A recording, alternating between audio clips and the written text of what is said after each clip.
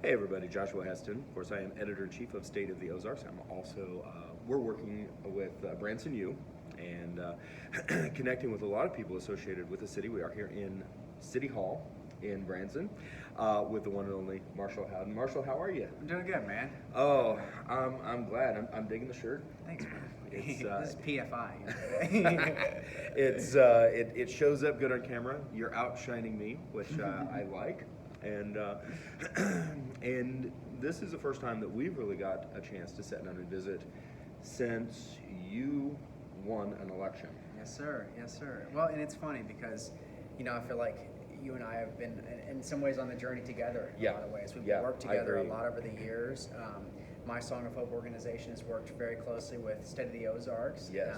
So, yeah, man, it's just full circle, and it's really exciting that we're finally able to kind of break through and the citizens' voices were heard. So. I'm very, of course, congratulations to you. This is a big step. And this is something that you have been involved with the city. You've been involved with in various aspects for a long time. Yeah, I mean, gosh, I ran for office 6 times. Yeah. And really, ever since I first ran in 2017, I've been coming down here to City Hall and all the meetings. The very next year, I got on Planning and Zoning Commission. And then I think one thing we're going to talk about, I got on Parks Board like a year after that. So, yes, you did. So a lot of experience now. From my, from what I've heard and backgrounds is that if you do want to get involved in city government or municipal work like that, one of the great ways to do that is to volunteer your time on committees and boards. Absolutely, and planning and zoning has always been sort of a pipeline. From citizens to becoming alderman or even mayor, quite frankly. Karen Best was on P&Z. There were some aldermen that were on P&Z before, and so, that's a great way to do it. Planning and zoning is kind of, I would say, one of the more kind of prestigious ones, and so, there's a lot of really, we sit up there at the dais, there's a lot of really integral issues that we focus on P&Z, but there's other ones, Parks Board, and there's a number of different ones where, depending on what your interests are, you can get involved with the city, and that's what's really exciting. There's a bunch of different departments where you can kind of find your lane, so to speak. So and in that regard, when it comes to Parks Board, I don't want to insert I'm assuming it's about parks. Yes. But obviously there's a lot more to it than that. What does the Parks Board do? Well, I just want to say first off, that like I said, I was on planning and zoning for 4 years, and that, again, there's a lot of controversy that kind of goes with that, and there should be, because we're making really important decisions. There's a lot of times, I'm really big on protecting our neighborhoods. That's one of my big tenets. And so there's a lot of times where neighbors will come in front of us and say, like, save our neighborhood kind of thing, and so at the end of my P&Z tenure, I was just like, somebody else can have this. A fellow alderman was asking me, would you like to be the alderman on planning and zoning? I'm like, you can have it, And so, not that it's not important, but I put in my 4 years. I felt like it was truly service to the city. Now, being on Parks Board, I look at that as completely different. I feel like I've thrived in my past year on Parks Board, and it's fun, because I'm all, you know me, I'm all about creating monuments. I'll talk about a project we worked on actually this morning here in a second. But those are the kind of things you can do on Parks Board. Working on new trail systems. We just got a big donation of land to the city that's over by the Recplex. And that's going to be one of the biggest new trail projects we've ever had. Another exciting thing with our trails is we're really looking to connect all of them. Interesting. Making this giant loop. And there's some real interesting logistical challenges behind that. But I think it's going to be possible. I think we're going to be able to connect all the way from Henning to Stockstill. Oh, wow. Yeah, it's going to be great, man. Naming our trails. Who do these need to honor? Things like that. And also, of course, there's a financial aspect of Parks Board. Cindy Shook has done an absolutely incredible job as the director of Parks Board and or the Parks Department as a whole. One thing that's been exciting is we have the city campground downtown, which again I'll talk about that here in a second. All of the private campgrounds in the city have been wanting us to raise our rates down there for a long time, and it's kind of ironic. if you know anything about like the Milton administration and myself, because we're all about sort of lowering rates for our citizens, whether that be for, you know, the Veterans Parade or, you know, even sewer rates, things like that. You know, we're all about that. But what we don't want to do as a city is undercut, you know, the other people's campgrounds. That's not what we're trying to do. We're not trying to outcompete them. We have a beautiful facility down there. We're constantly trying to make it better. We just added new Wi-Fi down there, things like that. But what's exciting is the impeccable job that Cindy has done. We are already going to be in like surplus territory of around $200,000, and that's before we even have these new raises of the prices at our city campground. And so what that allows us to do, and this is one of the Mayor Milton and I's big projects, is really increase our parks.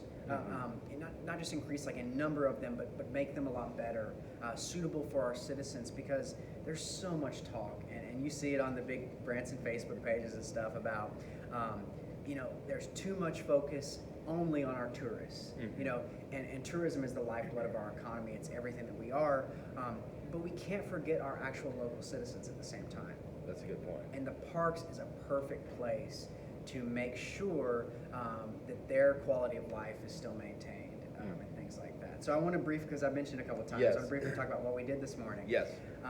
So we are on, it used to be Boxcar Willie Drive was the entirety of what's now Branson Landing Boulevard downtown. Yes. When they made it Branson Landing Boulevard, there only remained one little sliver that was Boxcar Willie Drive, and that's actually the land that our city campground sits on.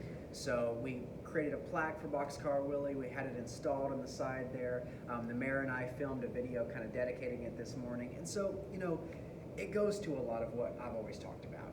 And one of my roles, I feel like, as alderman is that, you know, these things, musical holidays like we've done, Shoji Tabuchi Day, Made Family Ball Novers Day, putting up a plaque. I can see into the mayor's office now where we have a painting that honors the people that lost their lives from the duck boat accident, you know.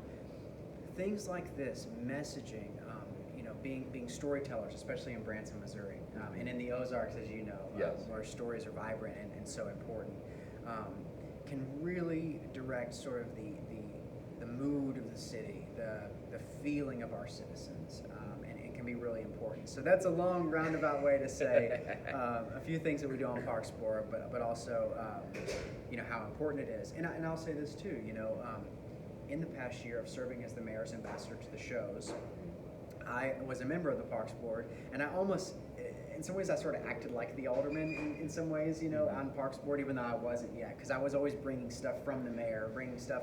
But now, and we actually haven't gotten to have a meeting yet, as far as me being alderman on Parks Board. But I really look forward to having our first meeting, because then we can really institute some of these things with my official position on the board. Yes. To the Parks Board. Which brings up a good point. So you have served on the Parks Board for about a year now. For about a year. Yeah.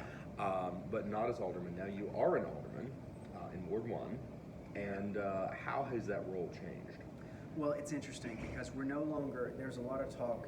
You always want to be very respectful, even if you feel that the alderman or the mayor is kind of in line with where you're thinking, where you're going, you know. What's great about this is that when we have these discussions as a Parks Board and with Cindy Shook, I can say, well, I can take this to the board and kind of, it's one less level of bureaucracy, I guess you could say, one less step you have to overcome in order to really do the great things that we want to do for our citizens. Yeah. Which I think is great. So you have, of course, last month was a big month Sure for you. was, man. What are some of your dominant goals that you're focused on as an alderman on Ward I? Absolutely. Well, this kind of became evident in my campaigns as I went along. Everyone knows my foundation and what I started off as, which is support for our live music shows and theaters. Yes. And it's kind of ironic because right now it's Founders Week in Branson, so I'm just all over Facebook, Founders Week, Founders Week, Founders Week. But I want to make sure it's known that you know, that is just one part of what we do down here at City Hall. Again, I talked about I'm huge on protecting our neighborhoods. I'll go into that for just 1 second. I had these sort of dual principles when I served on P&Z, and that was we want to be pro-business, free market. Yes. You know, if a business comes in front of us, we don't want to be, again, bureaucrats, red tape, stifling their ability to do business. That's not who we are as a conservative city. At the same time, we don't want big developments coming in and sort of ramrodding our neighborhoods. You know, tearing down all the trees, as we've seen. You know, putting nightly rentals right up abutted against an old neighborhood in this community, things like that. And so, you know, you don't shut them down. What you do is you work with the developers. And so, you know, I would say music shows, protecting our neighborhoods, increasing transparency at City Hall. It's something we talk about all the time. I sat down here, kind of like with your phone, holding it up during the COVID-19 meetings and streamed those to 80,000 individuals. Right after that, the city saw a definite need to install cameras and a YouTube page right in those chambers over there. And I would say our campaign had a really big part in making that happen. So I would say those kind of three pillars, really getting our budgets in line. The city continues to be in debt, and its budgets are moral documents. I said that at the Branson U Forum that we had, and kind of we need to show our morality. We need to get our police and fire adequately paid, take care of them, and again, people have said in the past, even some of our opponents, how do you do that? Where do you find this money? And again, I think it's a moral issue, you know, and so it's amazing how we can spend money on these revitalization projects and yet we can't seem to really be competitive with the pay for our police and fire. You know? So those are some of the pillars, absolutely. Absolutely, I think that's fantastic. Anything else you really want to share with folks in terms of being engaged with the city? Yeah. I mean, one thing I will say is that we're about to do those things that you're saying, where we're going to put the people on the new boards. There's been a little bit of controversy in our first couple weeks. You know, we've had to let some people go. We're kind of moving in a new direction at City Hall. What I want to say is that our people, the vast majority who did vote for us, because we all did get majorities, strong majorities, wanted to see us move in a new direction with city staff. But it's not just this sort of coming in and chopping off heads. You know, I know that's the perception out there, and I know that the St. Louis Post-Dispatch wants to write nasty articles about Branson because Branson's problematic, as you know they like to say. But we know who we are as a community. We know our heart, despite what the others say about us. And furthermore, I think a lot of our citizens really know the new people that got elected, and that we are wanting to be citizen focused. So the first 2 weeks were a little bit rocky as we navigated the things that we had to get through. But I would say it's going to be smooth sailing from here. Now, we're still going to fight the good fight. One of the reasons that I ended up endorsing Larry Milton for mayor when he did run was because I believe he's a fighter. And I'm so excited about the opportunity to fight alongside him on issues that we care about. You don't fight on every issue. You pick your battle. You don't have every hill be the hill you die on kind of thing. But what is really exciting is the opportunity to be here and work alongside my fellow alderman and the mayor who actually just walked through in the frame, and get this opportunity to make Branson the place that we always wanted it to be. Absolutely. So, Marshall, thank you so much. Joshua? Please remember to like, share, and subscribe in regards to Branson U. And of course, remember that community begins with you.